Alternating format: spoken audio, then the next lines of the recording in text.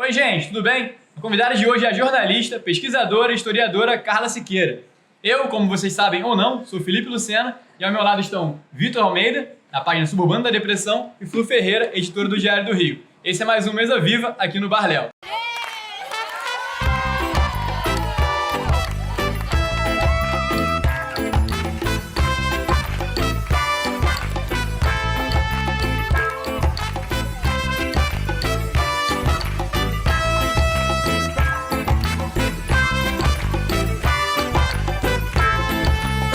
Bom, Carla, sua primeira formação é de jornalista, né? Como é que você foi parar na área de história, de pesquisa? Conta um pouco pra gente sobre isso. Então, eu acho que logo eu percebi que o jornalismo não era muito a minha praia, no sentido de gostar muito de pesquisar, de aprofundar os assuntos, não que o jornalismo não aprofunde, mas no cotidiano do jornalismo você tem essa correria diária, né, de fazer muitas matérias por dia, essa loucura, esse frenesi, Sim. que eu saquei que não era muito a minha praia. Aí rola aquele momento que você fica meio desesperada, né? Pô, 4 anos de faculdade para descobrir que não é muito a minha praia. E aí descobri um mestrado em História, né? Que era História Social da Cultura, lá na PUC. E aí entrar para a História meio que abriu um novo caminho, que é esse caminho da pesquisa. Eu comecei a ser convidada para fazer uma pesquisa para um livro, uma pesquisa para uma exposição, uma pesquisa... Naquela época tinha multimídia, por exemplo, né? Essas coisas que nem essas mídias que nem existem mais. Enfim. E aí disso foi abrindo um campo que aí quando eu falava, as pessoas perguntavam assim, o que você faz, né? Quando os anos foram passar, pesquisa. Aí as pessoas acham que é pesquisa de mercado, as pessoas acham, né, o que é isso, né? E eu falo, não, pesquisa para cinema, para televisão, para o mercado editorial. E as pessoas falam, mas isso é uma profissão? E é muito engraçado, porque realmente quando eu comecei, há 25 anos atrás, é que eu estou conservada, mas não era uma profissão, ainda não é uma profissão, né? Mas aí você vê que tem um campo para isso. Então, o que me moveu foi uma certa insatisfação mesmo com essa correria do jornalismo e querer trabalhar com pesquisa, investigar histórias. Você chegou a trabalhar em redação, na área de jornalismo, como jornalista? Muito pouco, assim, eu fiz estágio em rádio, que é a Rádio JB, que foi uma experiência muito bacana, né, de você ver essa cobertura diária da cidade do Rio de Janeiro, né, de começar, foca mesmo fazendo rádio escuta, essa cobertura policial, né, de você ir percebendo a cidade através do rádio, que é muito bacana. Depois fui fazer estágio também no Jornal do Comércio, que era uma coisa muito engraçada, né? Porque o Jornal do Comércio é um jornal decadente, né? Quer dizer, ele já até fechou, né? Sim. Mas era um dos jornais mais antigos da América Latina, né? Junto do Diário de Pernambuco, lá de Recife. E, de fato, parecia que o povo estava lá desde a Era do Descobrimento, entendeu? Então, aqueles velhinhos... Foi aí que você tomou gosto pela pesquisa. Exatamente. Velhinhos, as redações todas estavam se informatizando lá, ainda era máquina de escrever, telefone, assim, era um telefone para a redação toda, fax... Né? Um jornal decadente, não tinha nem carro, eu tinha que cobrir as coisas de ônibus, era só perrengue, mas era muito legal também de você conversar com os velhinhos, dos velhinhos te contarem a era deles, né, de jornalismo, de jornais que não existem mais no Rio de Janeiro, a galera que era do Correio da Manhã, da Última Hora. Então eu adorava aquilo, então eu via assim que o que eu queria mesmo era parar e conversar com eles, escrever aquela história, né? Não à toa. Também depois o meu doutorado foi sobre a história de algum desses jornais, né? Então, isso me interessava muito. Chegou a falar do Diário do Rio, antigo Diário do Rio? Porque tinha o Diário do Rio antigo. Sim, tinha um Diário do Rio antigo, que eu sei pouco sobre ele. O nosso é novo, né? Tinha uma, acho que do século XVII. Nossa, é novo não, o nosso tem 12 anos. Mas comparado ao século XVII... Já é um adolescente. Assim, eu também sou historiador, né? E como você falou, as pessoas ficam um pouco perdidas do que o historiador faz, né? As pessoas acham que somente fazemos aula, somente damos aula, né? E como é que foi essa transição assim para pesquisa audiovisual? Porque você falou que começou no rádio, né? Deve ter tido um pouquinho de influência, por exemplo, da Patrulha da Cidade, né? E como é que foi? Como é que foi isso assim? Porque eu lembro da minha tenra infância, né, produções históricas como Chica da Silva, né, na Rede Manchete, na extinta Rede Manchete. Como é que foi essa transição, assim? Você sabe que a transição teve a ver, assim, para essa área mesmo de audiovisual, de cinema e de TV, como pesquisadora, teve a ver até com a tese de doutorado. Sim. Né? Porque na minha tese de doutorado eu estudei alguns jornais que foram muito importantes aqui no Rio e na Baixada, que a minha tese falava da última hora. O Povo, não? Não, mas era a última hora, a luta democrática em Caxias e o Dia.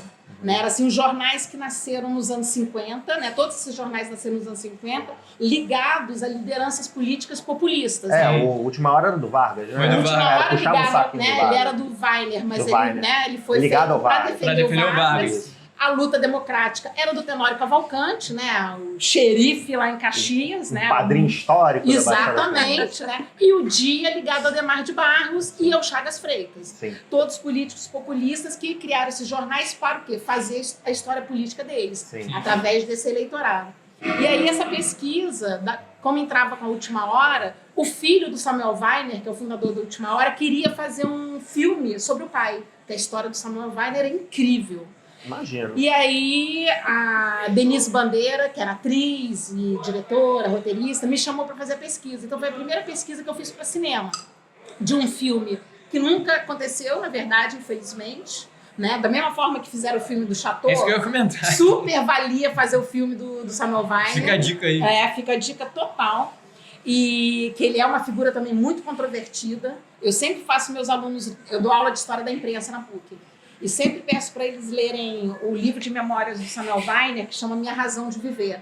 A razão de viver dele era o jornalismo. E ele fazia qualquer coisa pelo jornalismo. Assim que nem o Chateau, coisas legais, coisas não muito legais. E é legal porque no Minha Razão de Viver ele conta tudo. É como se você conhecesse os bastidores da história do jornalismo, né? Dos feitos e dos malfeitos. As fofoquinhas, né? As fofocas, as tretas, as tramóias, né? Contadas pelo cara que articulou essas coisas. Então, assim, eu acho que é super um filme que vale a pena. Vale a pena, fica a dica aí, né, pessoal? Valia ser feito. Você falou de filme, mas você faz muitas pesquisas para as novelas, né? Uhum. Como é que é esse processo criativo, esse processo de pesquisa? Como é que se dá esse trabalho? Isso é muito legal, porque assim, eu tô já há 20 anos também na TV Globo, fazendo pesquisa para essa área, né? Eu nunca trabalhei no jornalismo da Globo, sempre trabalhei nessa área de dramaturgia, que são as novelas, as séries, as minisséries, e entretenimento, que são aqueles programas, né, de auditório e outros, né? Mas eu trabalho mais com dramaturgia. Tem pesquisa histórica também para isso? Não histórica, né? Porque, na verdade, a pesquisa para TV, ela é uma pesquisa, às vezes histórica, por exemplo, uma novela que tem uma questão histórica, que se passa em outra época, Sim. mas ela tem muito... Nem sempre a gente tem novelas que são sobre... Né, a maior parte das novelas, não inclusive, se passam nos dias atuais. Sim. E tem pesquisa. Porque a pesquisa é sobre todos os universos e questões que aparecem na novela. Né? A pesquisa, por exemplo, são chamados laboratórios, né? Né? Então, os laboratórios são mais para os atores, né? A minha pesquisa é a pesquisa para o autor escrever, para o roteirista escrever. Então, por exemplo, uma novela que se passa hoje e que tem um personagem que é médico, ou um personagem que é um político, né? Tem que investigar buscar e referência. Exatamente, buscar conteúdo para o autor poder escrever sobre aquilo. Com toda a liberdade poética lá deles, né? Mas não é um documentário, é novela, Sim. né? Mas todas as novelas são escritas em cima de material de pesquisa, que é muito legal. Porque aí você está falando para um público muito amplo, né? A televisão no Brasil tem uma penetração gigantesca, né? Muito mais do que cinema, infelizmente, né? A gente sabe como que a televisão é um fenômeno no Brasil. Sim. E aí isso acaba dando muito peso pro trabalho da gente, né? Que se a gente for ver Brasil afora, tem muita gente que eu acho que acredita mais no que está dito na novela do que no Jornal Nacional ou em qualquer outro telejornal. Às vezes não é? Então, às vezes com razão. Eu também acho, na verdade, mas enfim. E Carla, você faz pesquisas já há muito tempo, né? E numa época que a internet ela ainda não era tão acessível. Nem existia, filha. Exato. Como que você percebe essa diferença? O que mudou no trabalho, né, da chegada da internet, dessa coisa toda, dessa mudança para cá? O que ajudou? O que você acha que era melhor antes? Não acho que em nada era melhor antes. Eu só acho que o hoje ele tem potencialidades e ele tem problemas, né? É claro que melhorou muito, né? Você poder hoje contar com uma série de arquivos que estão digitalizados, né? Eu posso, da minha casa, no computador, acessar, se estivesse fazendo uma pesquisa de imagem para um documentário, por exemplo, né? Um acervo gigantesco de imagem na Rússia, em qualquer lugar. Né? Então isso é fantástico. Você pode... Eu fiz agora um filme sobre Fela Kuti, que é um músico nigeriano. Você, pela internet, você entra em contato com as pessoas da Nigéria para saber de quem que é aquela foto que está rolando na internet. Aí são os problemas da internet. A foto que está rolando na internet, mas ninguém sabe quem é o autor, né, da foto. Quem são aquelas pessoas que estão com Fela Kuti na foto. Mas hoje, pela internet, eu descubro o nome de alguém lá, mando um inbox para ele, falo, né, em inglês, e a gente vai. Então, assim, acho que a internet tem as coisas que facilitaram muito o acesso. Isso é importantíssimo, que aí a democratização do acesso mesmo. Ao mesmo tempo, tem seus problemas. Por exemplo, isso, coisas fakes, informações ruins, né? Você tem que saber separar o joio do trigo, porque senão você vai estar lidando e reproduzindo muito erro, né? Muita coisa que não tem nada a ver. Acontece de errar nesse trabalho? Acontece, né? Eu sempre acho que você tem que checar muito, né? Revisa. Imagino por que exemplo, a função de jornalista ajude muito nisso. Sim, Sua formação total. de jornalista ajuda muito. Total. Mas é por engraçado que até para nós, historiadores, até o fake tem um propósito, né? Tem uma manipulação, Uma intenção Sim. de uma alguém. intenção Sim. política, uma Sim. intenção social. Às vezes até esse fake a gente pode usar num programa como uma coisa humorística, Sim. beleza, em que você, né, faz graça com aquilo. Ou na conta de um personagem. Mas tem muito problema hoje, assim, a gente tem que ter, por exemplo, fazer pesquisa para novela da TV Globo, em que você tem mais de 100 milhões de pessoas assistindo aquilo toda noite, né? Tem que ter muito cuidado. Não dá para fazer uma pesquisa sobre uma doença, um personagem vai ficar doente. Você não pode fazer uma pesquisa de internet e pôr aquilo no diálogo. Você tem que ligar para o cara, quem é o cara mais bambambam dessa doença, porque na hora que isso for falado, mesmo sendo ficção, tem 100 milhões de pessoas e uma coisa somos nós aqui, com os nossos conhecimentos, com a nossa capacidade de discernir, pô, isso aí, não sei se isso aí é assim mesmo, não. Mas nem todo mundo, Brasil afora, tem os mesmos instrumentos de avaliação. Então eu não posso deixar um personagem falar uma bobagem, aí todo mundo vai falar, poxa, mas na TV Globo sempre tem um monte de bobagem que aparece na novela. Sim, muitas vezes a gente erra. Muitas vezes isso escapa. Muitas vezes, às vezes, a gente não é tão cuidadoso como devia ser. Mas a meta é a gente, de fato... Interessante você ter falado isso, é porque, por exemplo, o Brasil é majoritariamente não tem uma mentalidade conservadora. Né? E tem que se ter esse cuidado para tocar em certos assuntos, né? Sim. Pô, como, por exemplo, causas, né? LGBT, Sim. as questões principalmente de racismo, que o Brasil a gente sabe que Sim. tem todas essas questões, e que a mentalidade conservadora ainda é uma barreira. E a Globo ainda carrega uma carga, né? De a Globo é a favor disso, a Globo é a favor daquilo. Não, eu acho muito interessante vocês tocarem nesse assunto. Para mim é uma das coisas que mais me interessa no meu trabalho, né? Que é usar esse canhão tão poderoso de informação, de conteúdo, para forçar alguns debates, né? Sim. E aí você fala, mas consegue isso dentro da TV Globo? Bem, a TV Globo é uma empresa, mas feita por muita gente. Quando você junta uma galera que tem a mesma intenção que você, às vezes a gente consegue. Então eu tenho experiências, uma antiga e uma muito recente, que eu acho que foram muito importantes, assim. Uma foi fazer o Na Moral, que não sei se é um programa que eu não sei se todo mundo viu, porque era quinta-feira, meia-noite, apresentada pelo Pedro Bial, eu fazia a pesquisa. E aí, qual que era a história do Na Moral, né? Eram sempre temas polêmicos. A gente fez programa sobre política de drogas, a gente fez programa sobre aborto, a gente fez programa sobre transgêneros, né? Sobre racismo. No horário, não era, já é meia-noite, né? mas meia-noite na TV Globo, mesmo durante a semana, são milhões de pessoas assistindo. Então, assim, como é que faz isso, né? Eu sempre falo que tem que ter responsabilidade e malandragem. A responsabilidade em relação à informação que você está passando e a malandragem como pessoas progressistas, né, da gente ir forçando um pouquinho né, a barreira do conservadorismo, né? É disso que a gente está falando, né? Sim. Mas é muito legal você fazer um programa sobre transgêneros e aí no processo de pesquisa eu falo com muita gente, eu converso com especialistas, com pessoas transgêneras, eu entro nos grupos de Facebook todos de pessoas transgêneras, aí daqui a pouco passa o programa e você tá lá no grupo, eu fico nos grupos para sempre, né? Tô no grupo até hoje das pessoas transgêneras, daqui a pouco tem um rapaz transgênero do Acre que fala, Cara, gente, minha avó viu o programa e agora ela entendeu que eu não sou um viadinho safado e que eu sou, né? E tudo bem se ele fosse um viadinho, né? Sim. E safado ele pode ser na hora que ele bem entender, mas né, a avó usava isso como um xingamento. Né, e uma forma de oprimi-lo, e ela não tinha entendido a questão da transgeneridade. Eu falava, gente, pra mim valeu. Se essa avó lá nos rincões do Acre parar de maltratar esse menino, porque ela entendeu o que é ser transgênero, beleza, isso, é esse o meu trabalho. Cumpriu, né? Resultado, Agora a gente está fazendo Malhação, que a gente pode falar sobre isso na hora, quando vocês quiserem, mas Malhação agora está se passando... É uma história... A gente vai falar disso daqui a gente vai pouquinho. Então falar. tá, então daqui a pouco a gente entra aí. Então, a gente, voltando mais, vou sempre tocar na questão da história, né? Porque a gente sabe que uma das ferramentas da pesquisa Você veio histórica... aqui pra isso. Uma E das nós ferramentas gostamos. da pesquisa histórica é o distanciamento, né, com o fato, né, para você não envolver paixões, né?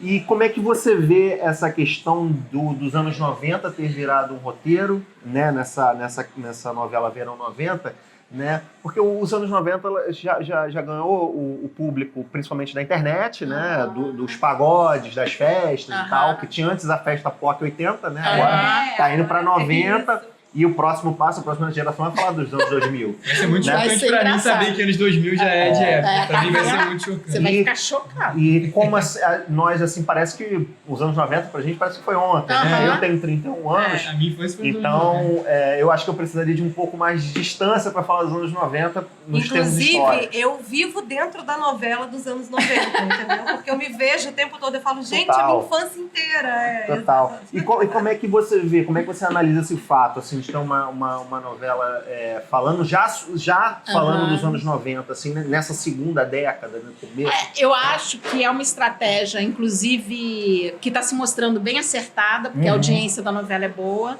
né? Uma estratégia bem acertada de apelar à memória afetiva das pessoas, né? Dessa galera que já tá começando os 30, isso vê que, por 40. exemplo, isso tem funcionado nas séries, né? Por exemplo, Stranger Things, por exemplo, trabalha com isso, né? Com as referências dos anos 80, no caso, né? Acho que tem uma coisa que as pessoas gostam de se ver reconhecidas. Quem viveu, né, que acha engraçado. Eu acho super engraçado ter uma menção em Verão 90 ao Verão da Lata, né? Eu era novinha, mas tava lá, que eu achei aquilo super engraçado, não sei o quê. E quem não viveu também acha graça nas coisas, Porque né? tem essa coisa, né, do veneno da lata. Veneno da lata. O verão da lata. E a tem roupa, essa, e o programa de auditório infantil, são várias coisas que elas meio que viram ícones, assim, da nossa cultura, né? Então eu acho que é uma estratégia. E tem se mostrado acertado, assim, as pessoas que de fato elas curtem Esse isso. negócio dos anos 90 é meio engraçado, que dizem que era um tempo sem lei. Né? Porque, por exemplo, hoje você briga para preservar a moral e os bons costumes, sendo que programa de tarde nos Banheira domingos do da Gugu. Globo, E os da Xuxa do também, SBT, frente. Banheira do era a banheira do Gugu. Coquetel, lembram de coquetel? Era Eles sabadão chegavam. sertanejo, com aquelas mulheres tomando banho. Isso. Gente, mas não precisa ir muito longe não, porque a Xuxa diariamente Isso, também. a Xuxa. Sim, e hoje Tinha se umas você fizer roupinhas. isso, engraçado que se você fizer isso hoje, você vai sofrer Sim. O concurso da loira do Tchan. Tá vendo? E outros Ué, concursos, não boquinha da tem garrafa. boquinha da Boquinha garrafa. da A garrafa. Xuxa fazia concurso de boquinha na garrafa, Pra da garrafa com as criança. crianças. Usando colan. Colanzinho, cavado. E é como, ao mesmo tempo, é engraçado a gente ver que a gente avançou em algumas coisas e retrocedeu em Sim, outras. porque a gente tá entrando num puritanismo, às vezes, E bem perigoso. Não que isso seja o normal, botar as crianças para Não, dançar em sim, boquinha sim, da garrafa. Nem tanto ao céu, nem tanto à Exatamente. terra. Mas como era normal naquela época e hoje Já é uma coisa abominável. já é uma coisa abominável, talvez seja um despertar aí, enfim. Sim. Você fez a pesquisa de imagens pro Cidade de Deus, né? Fiz. Que pra mim, na minha modesta opinião, é o maior filme da história do cinema brasileiro. Um adendo, foi gravado em Nova Sepetiba, né? Sim, Onde porque eu as morei. casinhas eram Isso, novinhas, né? Isso. E o filme tem uma coisa muito forte com as imagens, com a fotografia. Como é que foi fazer esse trabalho? Como é que foi fazer essa pesquisa? Então, foi uma coisa que não é usual e que foi sensacional. O que não é usual? Não é usual uma ficção ter uma preocupação tão documental como o Fernando Meirelles teve com Cidade de Deus. Então, era uma preocupação que eu falava assim, quase psicótica, né? Porque, então, tudo bem, você faz pesquisa para filmes de ficção, precisa de pesquisa de imagem, né, para recompor o figurino da época, o cenário da época, né? Beleza, isso é normal. Mas a atenção e a preocupação que o Fernando Meirelles tinha era uma coisa quase de documentarista. Então ele queria saber assim, eu coloquei na mão da produção umas 800 fotografias saídas, metade do acervo do Jornal do Brasil, metade do acervo do Correio da Manhã, que não existe mais, e que fica lá no Arquivo Nacional. Tem Né? uma exposição recente com fotos do Sim, Correio da Manhã. exatamente, é muito legal. Por onde passaram todos os dois jornais, fotógrafos maravilhosos. E também eram dois jornais que, aí vem o nosso olhar de historiador, né? Jornais que tinham uma postura progressista na época. Então, jornais que cobriram a Cidade de Deus, as remoções acontecidas no início dos anos 60, né? Quando acabaram com as favelas. Lacerda, né? Todas, né? Então, exatamente, governo Lacerda, né? O fim das favelas, né? Por incêndio ou por outras... Né? Acidentes, né? E as pessoas foram sendo empurradas para várias áreas, entre elas a Cidade de Deus. Então, respondendo a sua pergunta, foi muito legal, porque o Fernando Meirelles era aquele que falava que Cidade de Deus se passa nos anos 60, depois nos anos 80, né? Então, tem essa mudança de tempo e ele tinha uma preocupação louca. Não, como é que era o bujão de gás na Cidade de Deus em 60 e pouco? Como é que era o uniforme da criança? Então foi muito emocionante estar na estreia do filme, que na hora que abre o filme, eu não sei se vocês lembram, que é dos meninos, quer dizer, tem uma abertura... atrás da galinha. Jogando bola. Tem o da galinha da e depois dá uma virada assim, que era um jogo de futebol. Isso. Aquele jogo de futebol, quando ele deu aquele plano, eu falei, caraca... Aquilo é genial. Não, e é exatamente uma das fotos. Você fala, cara, ele reproduziu igualzinho.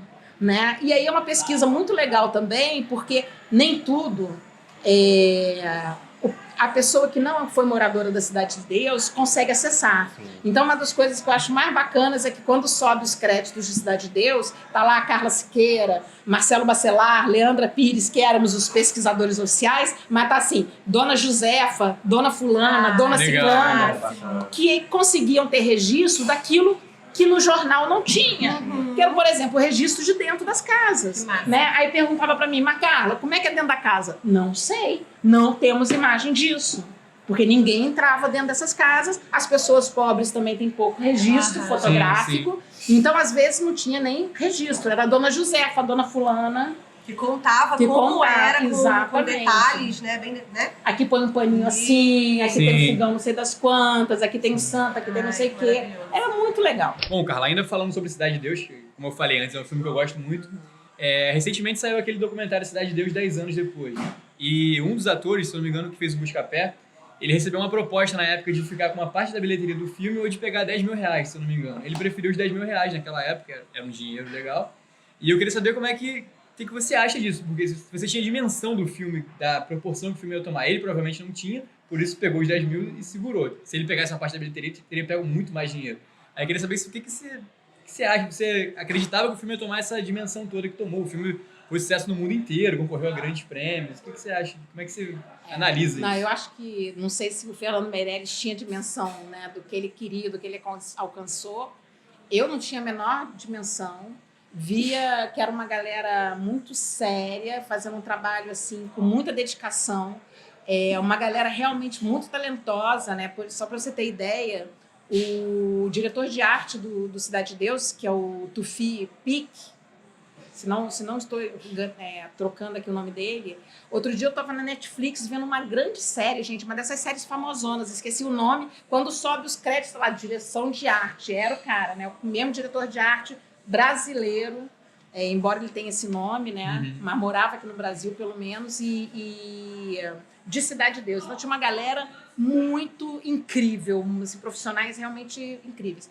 Essa história do ator, o que eu acho que também ela nos chama para uma outra discussão, que é sobre como que também esses atores, que, né, a Cidade de Deus trabalha muito com pessoas que ainda não eram atores, mas que estão entrando, trabalha muito com moradores ou pessoas periferizadas que não eram ainda do cinema. Acho que a história desse ator também ele nos conta muito de como que é difícil abrir o mercado para essas pessoas, né? Então, um filme como Cidade de Deus corre o risco, às vezes, de estar se apropriando desses talentos e depois não dando O muito documentário espaço. mostra que nenhum deles está Pois é, trabalhando como Pois ator é. hoje em dia. pois é. Né? Tem um deles que Ou tá... o Zé tem o Pequeno. Firmino, O Firmino, ele tá agora na novela Órfãos da Terra. E ele mas fez ele alguns papéis no teatro, mas ele ficou um tempo sem fazer nada. Mas você tinha dimensão, quando você recebeu lá o roteiro, não sei, Uhum. tipo, o que eu vou fazer? Você já conhecia a Cidade de Deus? Você, sabe, já tinha feito algo na Cidade de Deus ou com pessoas de lá? Você tinha essa noção de que ia virar uma obra Não. gigantesca? Não, para mim, eu acho que é por isso que eu gosto tanto da pesquisa, porque a pesquisa me leva a lugares, a experiências e a pessoas que eu originalmente não conheceria, né? Porque a minha história, eu acho que eu cresci relativamente perto da Cidade de Deus, que eu cresci na Barra da Tijuca, né? Mas você imagina o que é ser uma jovem branca, classe média, de condomínio da Barra da Tijuca, né? Que conhece muito pouco de qualquer coisa para além do Barra Shopping. Então, assim, chegar na Cidade de Deus para fazer pesquisa e, naquele tempo, inclusive, não nos foi permitido, a equipe, inclusive, ficar entrando na Cidade de Deus, porque era um tempo complicado, né? Era um tempo bem complicado, né? A Cidade de Deus ele estreia em 2002, né? Mas a pesquisa foi feita em 2000, Nossa. né? Então, assim, há 19 anos atrás, né? A situação da Cidade de Deus hoje volta muitas vezes a ser complicada. Naquela época, eu não tinha a menor possibilidade de entrar. Então, a gente tinha um estúdio, era gravado, né, as coisas de interior, estúdio mesmo, do lado da Cidade de Deus, um estúdio do lado. As externas eram lá em Nova Sepetiba, né? Mas foi, pessoalmente, acho que foi mais uma etapa no meu processo de conhecer o Rio de Janeiro, de sacar o que é o Rio de Janeiro, para além de certas bolhas. E de entender que a Cidade de Deus está ali do lado da Barra. Exatamente. Muita gente nem sabe, É. na verdade. Morei pertinho também. É. Luciana mora pertinho também? Moro na gloriosa Curicica. Muito bem. Isso aí. Enfim, a gente falou, você estava falando de Malhação, Toda Forma de Amar, não é isso? E aí eu te cortei e falei, não, pera aí que a gente já vai falar disso. E eu queria saber, a novela uma boa parte da novela passa em Duque de Caxias, né? Como que foi para você essa imersão na Baixada Fluminense? Ai, olha, passando da Cidade de Deus, né, e tanto tempo depois chegando na Baixada Fluminense, eu vou te falar que está sendo apaixonante, né? Ainda mais porque Malhação, então, os protagonistas são jovens. Então, essa pesquisa na Baixada não foi só com jovens, mas prioritariamente tem sido com jovens da Baixada Fluminense. E é muito incrível, né? Porque a gente está acostumado, infelizmente, a olhar a Baixada como um lugar problemático, um lugar violento, a olhar a Baixada e as pessoas da Baixada como despossuídas, né, de uma série de coisas.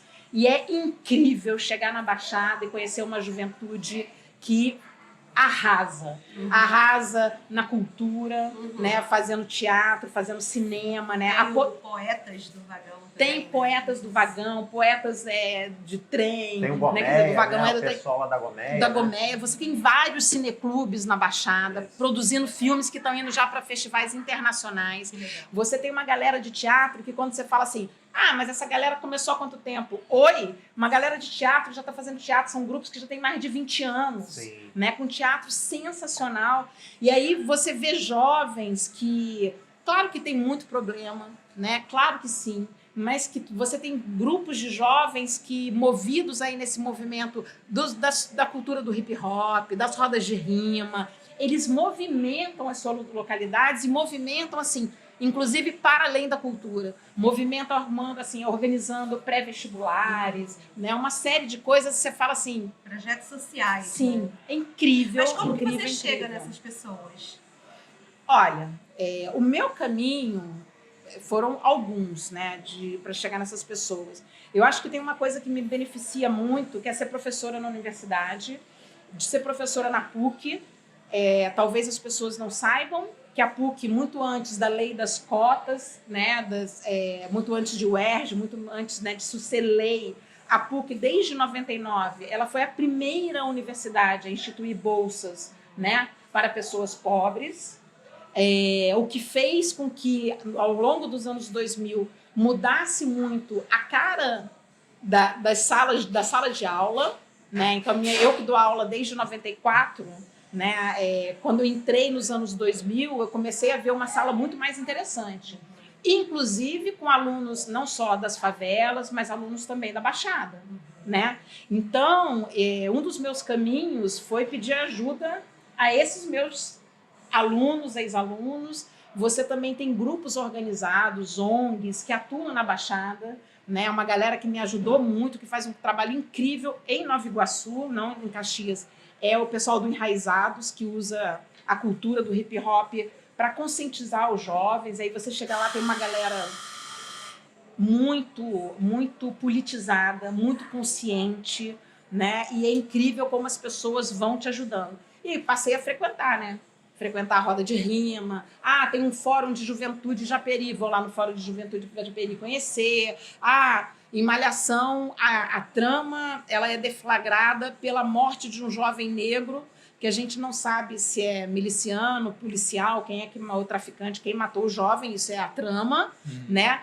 Mas aí você vai lá, por exemplo, conversar com as mães que perderam seus filhos nas mesmas situação, né? Então, assim, a pesquisa se faz por esse caminho, que é um caminho delicado, porque você está lidando com a vida das pessoas, você está se apropriando, né, de dores e potências das pessoas. Sim. Mas é muito legal também, porque na hora que a gente consegue, em Malhação, fazer uma cena que fala do genocídio de jovem negro, valeu! É isso.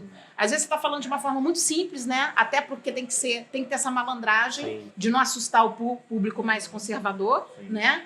Mas é muito legal porque, assim, não é nada, tem milhões de pessoas escutando ali, falando, olha só, né? Temos essa questão, está acontecendo isso aqui, né? E quanto tempo leva uma pesquisa dessa? Tipo da Malhação? Então, na verdade, a pesquisa ela começa alguns meses, acho que começou uns 4 meses antes de ir ao ar, mas ela acompanha toda a novela. Então, Malhação, que é 1 ano de temporada, a pesquisa, então, ela dura mais de 1 ano.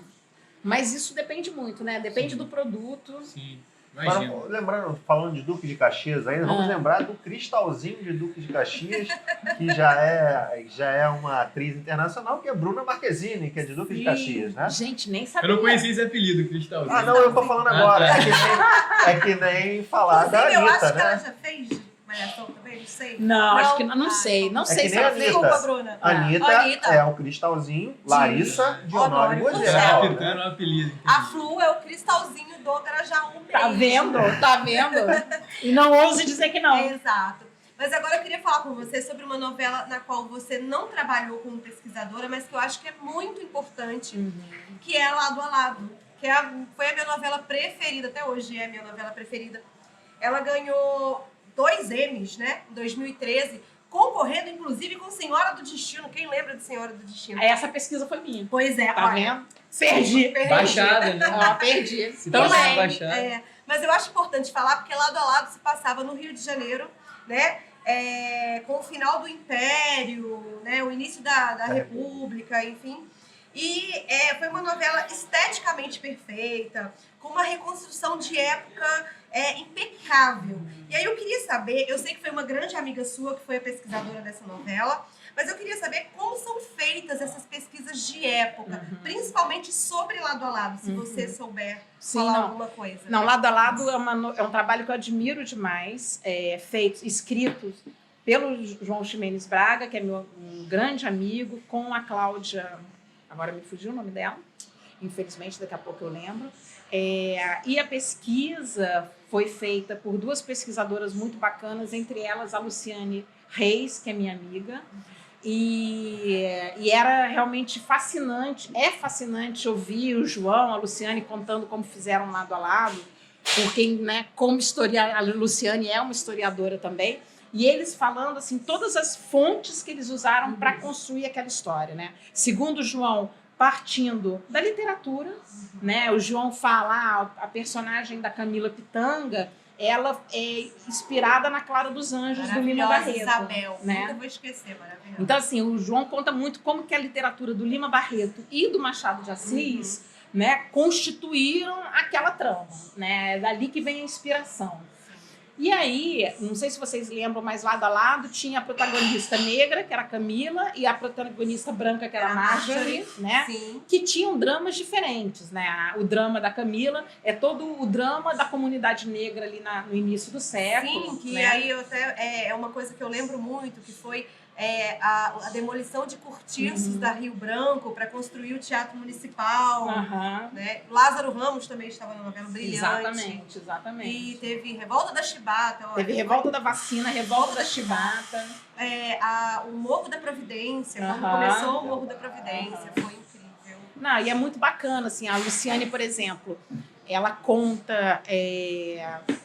Lado a Lado é muito interessante e já foi reconhecida como um divisor de águas entre as novelas, num quesito fundamental num país como o nosso, em que a população negra é a maior parte do país e não se vê representada na dramaturgia.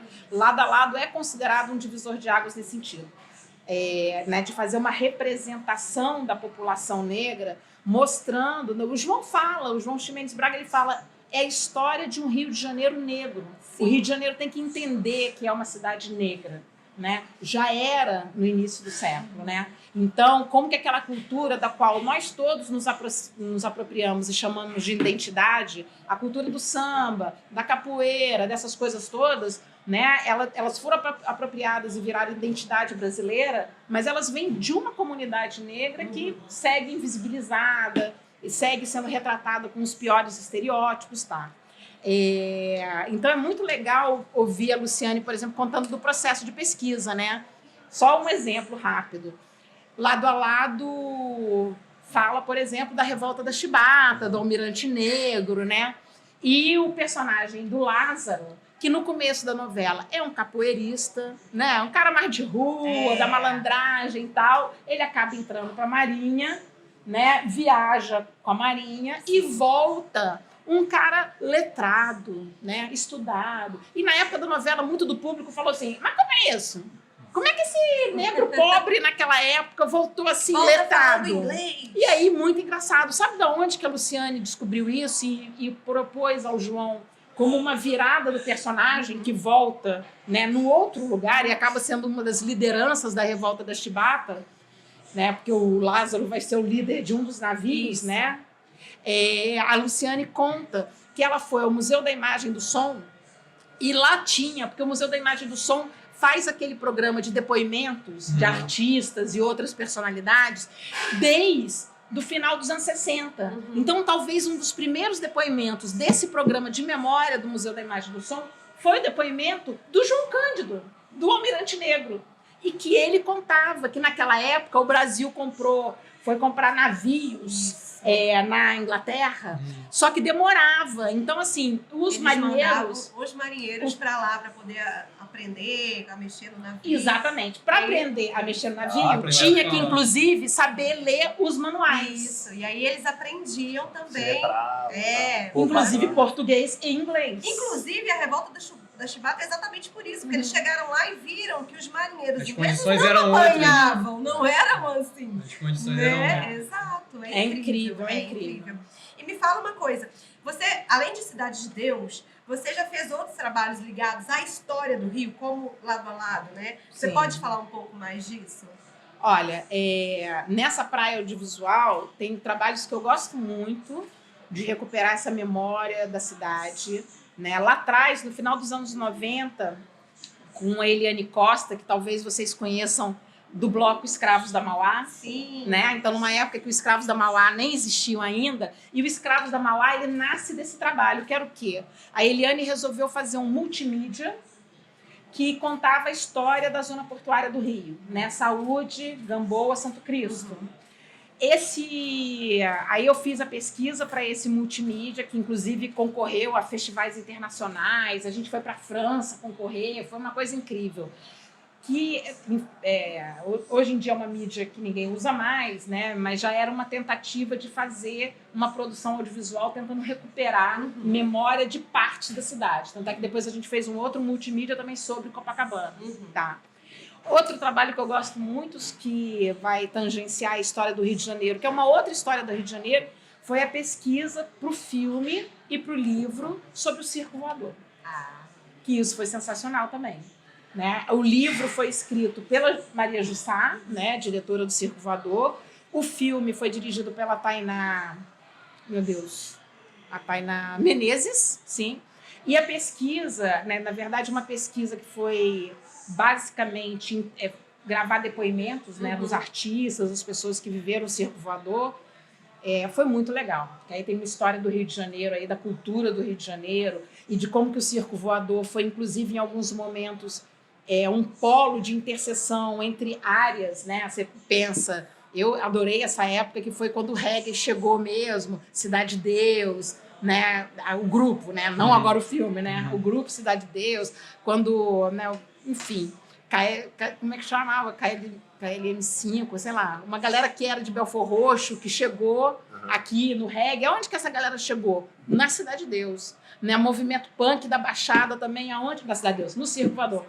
O movimento punk da Baixada chegou aonde? No Circo Voador. Então o Circo Voador tem essa história que às vezes as pessoas não sabem, né? Que elas acham, lugar da Lapa, do Playboy, nananã, não é. O do arpoador primeiro.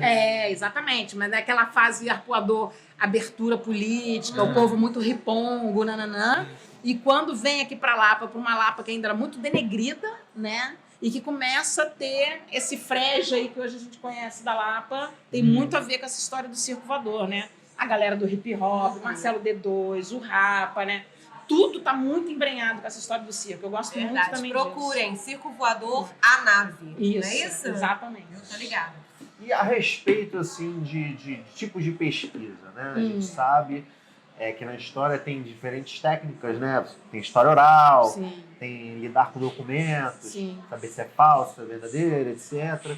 E como é que é a diferença de você fazer pesquisa para o audiovisual, para o teatro, de escrever um livro? Né? Como é que é para você isso? Né? Porque sabe que o audiovisual tem que atingir uma massa, tem um nicho, que é a grande massa, né? O teatro já é um nicho mais elitizado, vamos dizer assim.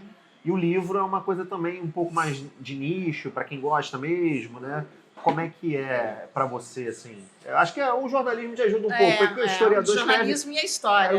o historiador escreve mais para os pares, né? Mais para a academia do que para o grande público, né? Que é uma grande discussão de jornalistas hoje que escrevem história, né? Tem essa rixa, né?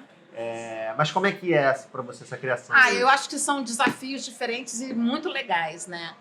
Teatro, por exemplo, que é uma coisa que eu fiz pouco pesquisa para teatro, mas é muito bacana, né? Assim, eu fiz pesquisa, por exemplo, musical sobre o Chacrinha, né? E aí, claro que um musical sobre uma figura, né, engraçada que nem o Chacrinha, claro que o nível de informação ele é X, né? Ele não vai, o musical não vai fazer uma tese sobre o Chacrinha, né? E aí é muito legal você ver assim quais são os caminhos para fazer essa pesquisa, né? Porque o que a pesquisa tem que trazer? A pesquisa tem que trazer cenas, né? Quase, né? Menos que... Não é para a gente ficar discutindo a importância do Chacrinha na cultura. Claro que o musical vai mostrar isso também, né? Mas acaba... Aí sim, né? Da onde você vai tirar essas cenas? Da memória oral, de você fazer essas entrevistas. Um pré-roteiro, um argumento. Exatamente, né? Uma pesquisa para ajudar o roteirista a escrever. Né? E é muito bacana. Sim. Você como historiadora, como é que você enxerga essa desvalorização do historiador? As pessoas começam a acreditar em mentira de internet, em terra plana. Fake news! Como é que você analisa esse ponto aí? É muito triste, né, Vitor? É muito triste. Os dois podem responder juntos. Se abraçam e respondem a gente abraça e chora. Isso que é meio que cíclico, né? Esse revisionismo não é de agora. Isso sempre existiu ao longo da história, né? Só que agora a gente tem a amplificação das redes sociais, que é muito pernicioso, né? Isso. Acho que a gente está vivendo um momento de uma pobreza espiritual, intelectual da humanidade, em que as pessoas elas só querem ler aquilo que confirma o que elas pensam, o que é muito ruim, porque então a pessoa, se aquilo confirma o que a pessoa pensa, ela não vai nem checar, né? Ela vai estar feliz. Sim. Né? Se você fala que está chovendo cor-de-rosa e você gostaria que chovesse cor-de-rosa, você não vai nem olhar pela janela. Você fala, beleza, está chovendo cor-de-rosa. Sim. A pessoa devia fazer o quê? Oi? Como assim chovendo cor-de-rosa? Vou lá ver. Questionar. Né? Questionar. Então a gente está vivendo uma época assim, de uma pobreza, infelizmente, muito grande, que acho assim, que esses revisionismos são cíclicos, mas que agora tem essa amplificação muito perniciosa, né, das redes sociais. Porque qualquer um pode escrever, por exemplo, uma chamada de impacto, né? Que eles começam com bomba, urgente, né? Começam com isso já... Polêmica. Polêmica, destruir o deputado Fulano tal. destrói fulano. Gente, forjar documentos, né? Hoje em dia você tem, não é mais do que aplicativo, mas enfim, aplicativos, programas. Você tem programas, por exemplo, capazes... Outro dia eu estava vendo um vídeo, que era um vídeo do Obama, não sei se vocês já viram disso, o Obama fazendo um discurso qualquer, falando de qualquer coisa, e depois o mesmo vídeo alterado, com a voz do Obama, como se ele estivesse falando as maiores atrocidades. Gente, você não fala que aquilo é falso. Então, hoje a tecnologia ainda tem isso. Ela é capaz de produzir um negócio que, se bobear, vira documento no futuro. Daqui a 20 anos, olha, o Obama falava esse negócio aqui. Sim. Sabe? Aí a gente entra para discutir isso lá em 2040 e fala, não, essa fake news também é uma fonte histórica porque mostra uma tentativa de disputa de poder. Sim. E tem isso também. Mas haja capacidade de... Aquelas questões de conceito. Talvez o papel do historiador seja muito mais importante no futuro também por isso, né? Sim, com certeza. Com destruir certeza. E o momento, falando em história, historiador, o atual momento histórico do Brasil, como é que você... É muito O que triste. você acha? É muito triste. Juntando com o que a gente estava falando, né? É muito triste, por exemplo, um país que nega os horrores da ditadura. E é muito triste, então, você ter um presidente da República que é um ignorante, né? E que produz e reproduz esse tipo de violência. Né? É muito triste que a gente tenha, como presidente do país, um homem capaz de produzir as maiores violências, seja narrativas, né, verbais, seja através de todas as coisas que ele está conseguindo desmontar em relação aos direitos das pessoas, dos grupos. Né? Eu outro dia estava conversando com um amigo meu, eu estava muito desolado em relação a isso, e um amigo que chegou a lutar na guerrilha do Araguaia, né, durante a ditadura, e ele falou, Carla, tempos muito ruins, eles vêm e eles vão, né? Então eu estou tentando acreditar que esse tempo muito ruim irá embora. O problema disso é o custo que isso tem, não para nós que temos capacidade de estar aqui nessa mesa, bebendo a cerveja, gravando uma entrevista, né? Mas para quem realmente vai sentir no lombo, a longo prazo, sabe? Isso, né? Para quem é pobre, para quem é negro, para quem realmente está ali. Né? É isso, o cara acha que trabalho infantil tudo bem, com milhares de crianças morrendo, entendeu? Milhares de pessoas morrendo no canavial, sei lá onde que elas estão, sabe? É muito perverso. Assim, a gente está vivendo uma época muito perversa e aí eu só acho que a gente não tem direito de sucumbir. Não temos direito de sucumbir. São tempos de transição. Também. Agora, para ter um tempo de transição, acho que a gente tem que estar junto, trocando ideia, produzindo coisas bacanas pra gente sobreviver. Pra gente levantar os feridos depois dessa e pra gente fazer a manutenção dos valores, que são os valores que a gente acredita. Sim. Né? Agora vamos tornar esse assunto um pouco mais leve. Vamos passar um pouco para a minha área, né? Que eu tô aqui, a defesa dos subúrbios cariocas e até mesmo da Baixada. Sim. Né? Como historiador, de novo, eu não vou cansar de repetir isso.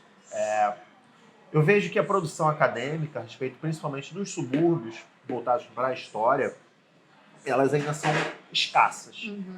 Até mesmo para você procurar artigos, teses, dissertações, etc. E isso também, às vezes, revala um pouco nas produções audiovisuais. Né? Eu acho que o subúrbio ele entrou na pauta a partir ali do Rio como a cidade dos Jogos Olímpicos, né? O centro da Copa do Mundo e tudo, e o subúrbio virou uma grife, né? A partir dali de 2011, 2012. Como você vê, ou agora você está fazendo imersões na Baixada, né? Como você vê essa questão do subúrbio ainda não ter um lugar no audiovisual? E eu sempre me questionei isso, porque é a maioria da população da capital do Rio de Janeiro, né? Da cidade do Rio de Janeiro. Cara, Vitor, acho é bem interessante você tá chamando a atenção, né? Porque eu acho que o subúrbio, ele já foi representado em novelas, né, várias vezes ao longo das décadas, né? Só que de uma forma que era muito pífia, né? Uma forma muito boba, né? E que eu acho que agora, de fato, né, esse espaço está ganhando mais corpo. E aí, claro que tem sempre a questão de como que ele está sendo representado. Vamos ver agora, vai inaugurar, por exemplo, o Bom Sucesso, vai estrear, né? Sou de lá, gente. Até eu não tenho medo, não, porque a equipe é ótima. Eu nunca vi uma Grazi em Bom Sucesso. Tem essas questões. Mas aí mas é ótimo o seu comentário, porque eu acho que essa é a questão.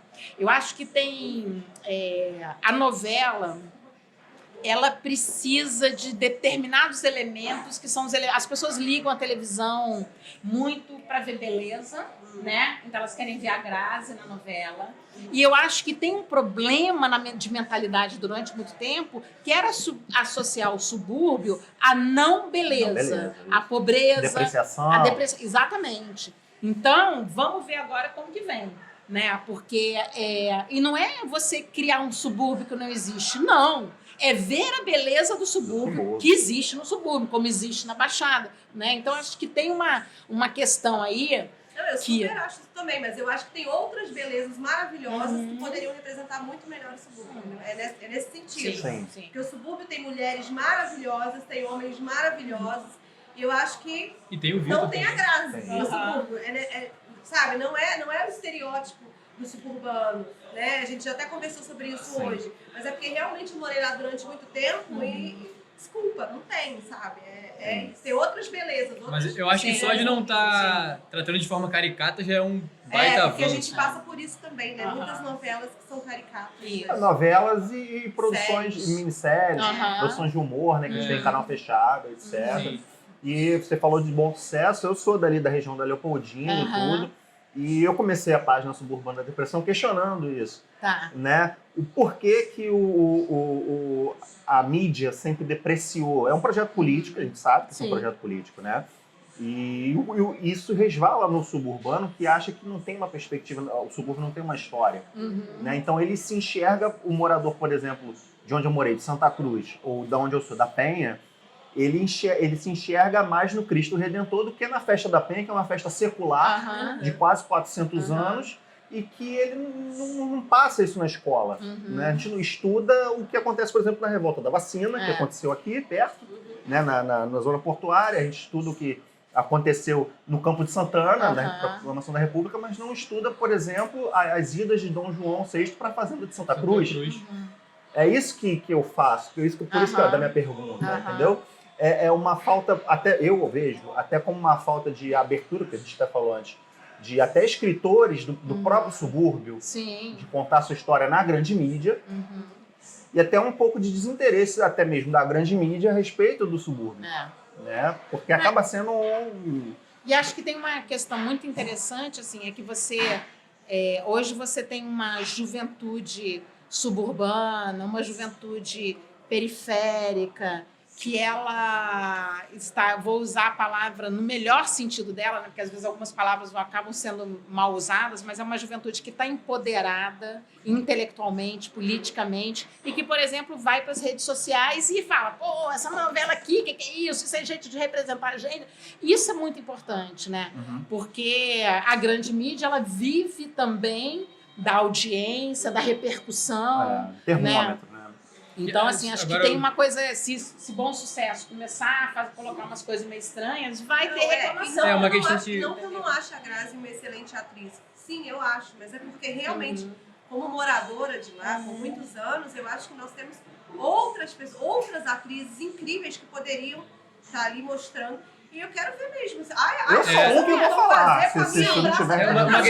Uma questão que me veio agora aqui é esse tipo de feedback, de retorno do público, faz vocês mudarem o rumo da pesquisa no meio da novela, faz mudar um pouco o roteiro? Como é que é o processo dentro da TV Globo já há muitas décadas, né? Todos os produtos, quando eles entram no ar, eles passam por um processo de pesquisa que não tem nada a ver com a minha área, que é pesquisa de mercado, que fazem os grupos de discussão, né? Então, grupos de discussão com pessoas que são daquela faixa ali de público, né?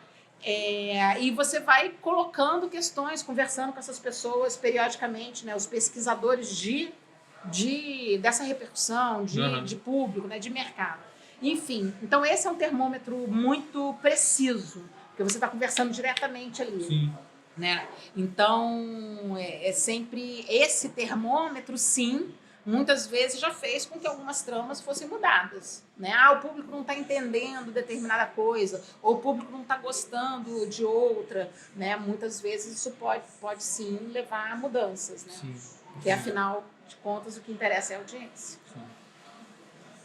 Bom, a Flu quer fazer uma pergunta sobre o projeto social. Carla, eu gostaria que você contasse um pouquinho mais sobre o Pipoesias, que é um projeto lindo que você participa lá na Rocinha, do qual eu estava presente quando esse projeto surgiu, né? Mas eu gostaria que você contasse um pouquinho como foi esse sábado, explicasse o projeto para as pessoas. Eu acho que o Pipoesia nasceu de um grupo de amigos, entre eles a Flu, né?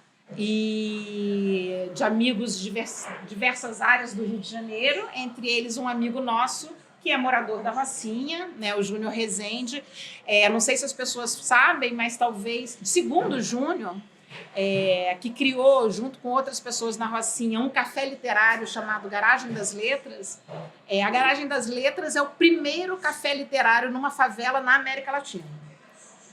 Então, a gente tem uma rede de amigos que a gente está sempre tentando inventar alguma coisa a ser feita nesse café literário na Rocinha, que fica na Dionéia, que é lá no altão da Rocinha, uma das áreas, aliás, a área mais atingida pelas últimas chuvas, né? Uma área que realmente passa por muita dificuldade em época de chuva.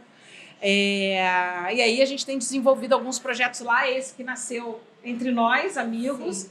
É um projeto voltado para crianças, em que a gente junta um poeta da Rocinha como o Joilson, que vai lá trabalhar, fazer oficina de poesia com as crianças, e o nosso querido Carlos Ferreira. Apaixonado por pipas, que foi também ensinar a levar as pipas para as crianças, começar a familiarizar as crianças com as pipas, que é muito louco, né, gente? A criança não tem mais familiaridade com a pipa? Não tem, né? Então, o Carlos foi lá num momento em que a gente foi fazer essa junção da poesia com as pipas, escrever poesia nas pipas, os pequenininhos desenhando, que ainda não sabem escrever. E a gente vai sair para o Parque da Cidade depois para soltar essas pipas cheias de poesia com as crianças. Sem cerol, exatamente, né? E é muito legal, né, gente? Qualquer coisa a gente vê nesses espaços, né, tão precarizados, né, tão desassistidos, mas com tanta potência, né? Quando a gente chega lá para dar uma somadinha ao que eles já têm, né? Vocês precisavam ver a cara dessas crianças, né? A forma como elas lidam. Né? Eu falava, gente, as crianças vão ficar quietas na hora da poesia. Ficam quietas, não ficam quietas, mas estão ali, né, se apropriando daquilo, incorporando aquilo. É muito legal. Né? Sendo crianças, cara. Muito legal. Você está falando de crianças e eu queria te perguntar que conselho você dá para quem quer entrar nessa área de pesquisa, nessa área que você falou que não é um mercado muito organizado, mas enfim, que dica você dá para quem é interessado nesse tema? Esse mercado de pesquisa, vou falar especificamente para o audiovisual, cinema e TV, o que acontece? No campo da TV, e aí quando a gente fala de TV no Brasil, a gente está falando da TV Globo, né? A TV Globo tem esse setor de pesquisadores. Então, hoje em dia, nós somos 100 pesquisadores na TV Globo, fazendo pesquisa de conteúdo e de imagens para dramaturgia e entretenimento. Então, na TV Globo, isso é uma função. Né? Eu sou pesquisadora da TV Globo, beleza. No cinema, isso não é tão claro, né?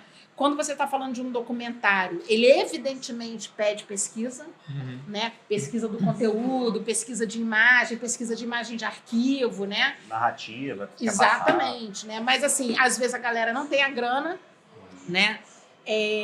Fora o documentário, na ficção também tem a demanda do pesquisador para fazer a pesquisa para o figurino, para o cenário, né? Ou de conteúdo, a composição daquele personagem, enfim, tem um campo para isso. A questão do cinema no Brasil é que a gente sabe das dificuldades dessa indústria e que nem sempre há dinheiro para pagar o pesquisador. Então, a figura do pesquisador, ela existe, mas ela não é, digamos, institucionalizada. Né? Ela não é oficializada. É um ela não autônomo, né? É, Como se fosse é um um autônomo. autônomo, exatamente. Carlinha, agora é a hora do papo reto, que é papo. Eu queria saber qual o seu lugar no Rio. De coração. De coração. De coração, o que me apaixona no Rio de Janeiro é Madureira. Madureira. Olha aí, Vitor. Madureira, Tem que conhecer Campo Grande também, Tá. a capital Vamos da Zona lá, é Oeste. só chamar, é só chamar. Madureira é um dos lugares mais citados aqui no Papo É. Reto. Tá vendo? Não é à toa, gente. Não é Me à fala toa. uma coisa, uma pesquisa que você ainda quer fazer.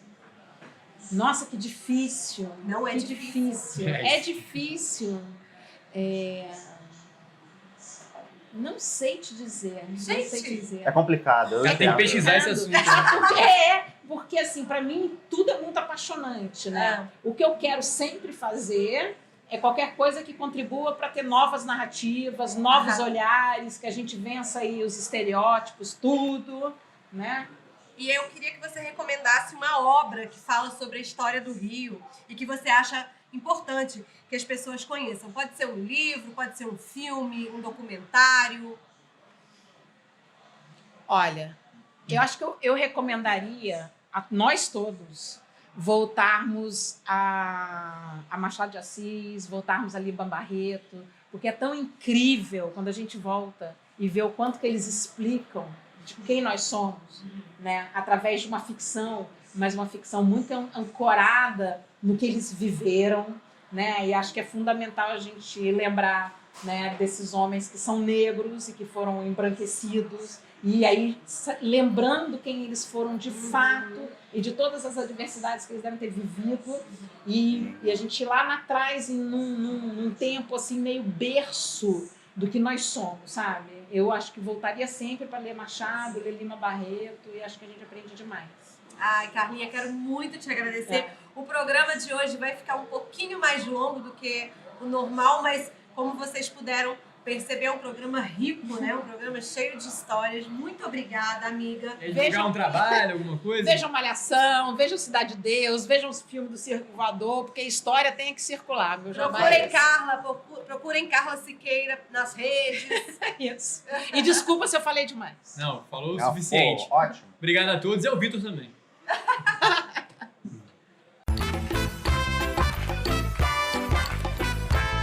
Conta um pouco pra gente sobre isso aí. Para, igual o João Kleber. Intervalo aqui, na volta ela responde. Valeu, gente. E ao Vitor, não? Obrigada. O Vitor não merece agradecimento. Ah, não. pô.